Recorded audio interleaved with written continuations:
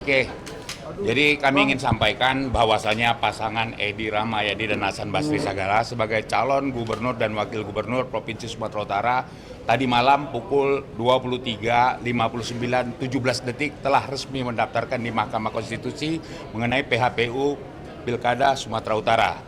Dalam kesempatan itu kami ingin sampaikan bahwasanya apa yang menjadi bahan pertimbangan Bapak Edi Rahmayadi dan Hasan Basri Sagala sehingga mengajukan PHPU adalah tentang rasa keadilan di Sumatera Utara. Di PHPU itu kami ingin sampaikan beberapa hal sangat penting. Yang pertama, adanya upaya-upaya dari Parcok tadi, Partai Coklat tadi. Partai Coklat itu bisa kita sampaikan dan kita uraikan dalam permohonan kita itu ada di situ unsur Polri, ASN dan Kejaksaan yang ikut terlibat cawe-cawe dalam Pilkada Sumatera Utara. Dan ini sangat menyakitkan hati masyarakat Sumatera Utara. Oleh karena itu rasa tanggung jawab Pak Edi Rahmayadi dan Pak Hasan Basri Sagala melalui Mahkamah Konstitusi ingin menyampaikan hal-hal kebenaran ini sehingga masyarakat Sumatera Utara bisa melek bahwasanya Pilkada Sumatera Utara yang telah terlaksana itu tidak dalam keadaan sedang baik-baik saja. Sehingga prinsip jurdil yang tadinya menjadi ajas demokrasi dan harapan masyarakat Sumatera Utara terkangkangi, bahkan terlindas oleh pihak-pihak yang hanya ingin mementingkan kekuasaannya saja. Jadi oleh karena itu, PHPU ini juga nanti akan kita uraikan tentang bagaimana sebenarnya musibah banjir di Kabupaten Langkat, Kota Madya Binjai, Kota Madya Medan, dan Kabupaten Deli Serdang. Sehingga proses 27 November 2024 tentang pilkada itu sendiri sebenarnya sedang tidak baik-baik saja di Sumatera Utara. Saya juga heran bagaimana nafsu seorang pemimpin itu mengabaikan hak-hak tentang bagaimana sisi-sisi kemanusiaannya dihilangkan. Kita juga sudah sampaikan pada tanggal 27 November 2024 pukul 10.30 ke KPU Sumatera Utara tentang keberlanjutan Pilkada Sumatera Utara. Apakah dilanjut atau tidak dengan situasi yang begitu sangat tidak baik di Sumatera Utara, khususnya di 4 kabupaten kota yang tadi saya sampaikan. Sehingga Pak Edi Rahmayadi, Pak Hasan Basri Sagala ingin menyampaikan kepada masyarakat Sumatera Utara. Masyarakat Sumatera Utara, inilah sebenarnya cermin dari demokrasi yang diharapkan harus berjalan secara baik, ternyata terabaikan sehingga sisi kemanusiaannya saja pun ditinggalkan. Bagaimana bisa pemilih di Sumatera Utara berpartisipasi aktif sementara dia harus memikirkan keselamatannya, keselamatan keluarganya. Banjir itu bukan banjir main-main di Kota Madya Medan dari 21 kecamatan, 11 kecamatan terdampak banjir dan itu berlangsung sampai hari Minggu tanggal 1 Desember 2024. Jadi saya ingin sampaikan di PHPU ini sebagai pemohon kuasa hukum daripada Bapak Edi Rahmayadi dan Pak Hasan Basri Sagala bahwasanya harapan terbesar masyarakat Sumatera Utara adalah kepada Mahkamah Konstitusi. Kami tidak bicara menang dan kalah, tapi kami ingin Mahkamah Konstitusi sebagai the guardian of constitution bisa mengeluarkan satu putusan yang bisa menyejukkan masyarakat Sumatera Utara secara keseluruhan. Ingat, pilkada ini seharusnya sebagai momen untuk mencari pemimpin yang betul-betul berintegritas, betul-betul bisa menyelamatkan Sumatera Utara dan bisa benar-benar menjadi sandaran bagi masyarakat Sumatera Utara. Bukan hanya untuk mencari kekuasaan. Kalau kekuasaan saya pikir Pak Edi Rahmayadi cukup dari proses-proses itu semua. Sayangnya memang pilkada Sumatera Utara itu bukanlah pilkada yang biasa-biasa karena keterlibatan paslon itu dari menantu mantan Presiden Republik Indonesia Bapak Joko Widodo. Kalau tadi tidak menantu Bapak Joko Widodo, saya pikir tidak seperti ini pilkada Sumatera Utara. Saya pikir ini catatan penting dari kami tim kuasa hukum sebagai pemohon di Mahkamah Konstitusi. Harapan kami masyarakat Sumatera Utara bersabar karena kita masih percaya Tuhan tidak pernah tidur dan Tuhan akan menunjukkan kekuatannya melalui Hakim Majelis Mahkamah Konstitusi dalam putusannya nanti. Bersabarlah, pemimpin Sumatera Utara pastilah pemimpin yang berakhlak, pemimpin yang punya keberanian menegakkan kebenaran, bukan pemimpin yang lahir dari karbitan. Mungkin itu yang terbaik.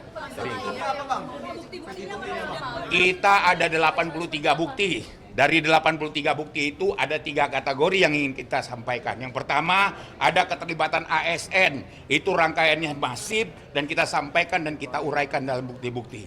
Dari proses itu kita juga sudah menegur Bawaslu dan KPU tentang adanya pemilih yang double. Saudara-saudara saya ingin sampaikan, ada di satu kabupaten Langkat, ada di satu kelurahan namanya Kuala, kami mempunyai kekuatan yang besar tetapi di TPS-nya kami zero. Tidak ada pemilih, bahkan kami punya saksi di situ. Ini kan aneh sekali. Aneh sekali. Justru Pak Edi Rahmayadi itu orang langkat. Orang langkat nggak mungkin. Setidak-tidaknya TPS itu tidak kosong. Lalu saya ingin juga ilustrasikan bagaimana seorang pasangan 01 yang tidak pernah dikenal di daerah Humbang Hasudutan dalam kampung sana, tidak pernah mengunjunginya, bahkan tidak pernah tahu desanya, bisa menang 100% di dalam TPS. Ini kan pertanyaan yang sebenarnya harus dijawab. Apakah ini lelucon? Kan tidak, pilkada ini kan adalah pilkada yang mengajaskan demokrasi. Bagaimana mungkin seorang pasangan 01 yang hanya wali kota Medan yang tidak punya prestasi bisa mengalahkan incumbent di posisi Humbang Hasudutan? Dia tidak pernah ke sana.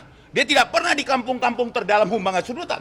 Tapi punya nilai atau di TPS itu menjadi 100%. Anehnya, ya, pemilih 600 itu bisa memilih 587 orang. Kan aneh ini, sementara desa itu di Humbang Hasudutan satu TPS itu antara satu rumah dengan rumah lainnya itu bisa berjarak 100 sampai 200 meter. Ini nggak masuk akal. Oleh karena itu kita akan uraikan, kita jabarkan di PHPU kita. Harapan terbesar itu tadi kita katakan. Apapun menjadi keputusan Mahkamah Konstitusi ini, kami ingatkan, seorang Edi Rahmayadi adalah seorang patriot. Dia adalah mantan TNI yang cinta akan Republik ini. Apapun hasilnya, kami akan ikutin, karena ini adalah benteng terakhir kita mencari keadilan untuk masyarakat Sumatera Utara. Dan ini sudah kita lakukan. Kita sudah banyak lapor ke Bawaslu, tapi kan kawan-kawan semua tahu, proses Bawaslu ini kan seperti macan ompong. Bagaimana seorang Bawaslu di satu TPS di kota Medan loh, ya, ada orang yang mencoblos lebih dari satu kertas suara, dia ada di situ, KPPS ada di situ, semua seperti berjalan biasa-biasa saja. Apakah sudah dilaporkan? Sudah. Apakah sudah ditindaklanjuti? Sudah. Hasilnya apa? Tidak ada. Jadi oleh karena itu kita juga memahami proses pilkada ini kan waktunya sangat-sangat mepet. Ya, pada saat kita melapor tanggal 27, maka 7 hari setelah itu sudah berproses tingkat pemeriksaan dan penghitungan-penghitungan.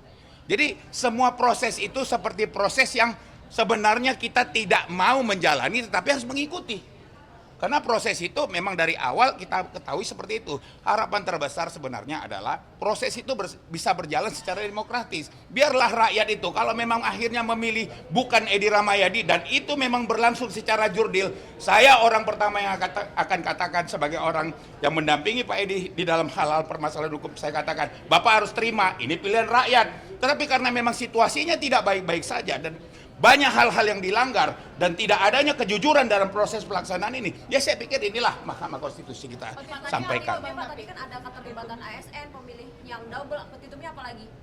Kita petitumnya yang pertama, secara jujur kita katakan, tolong Mahkamah Konstitusi diskualifikasi itu pasangan 01.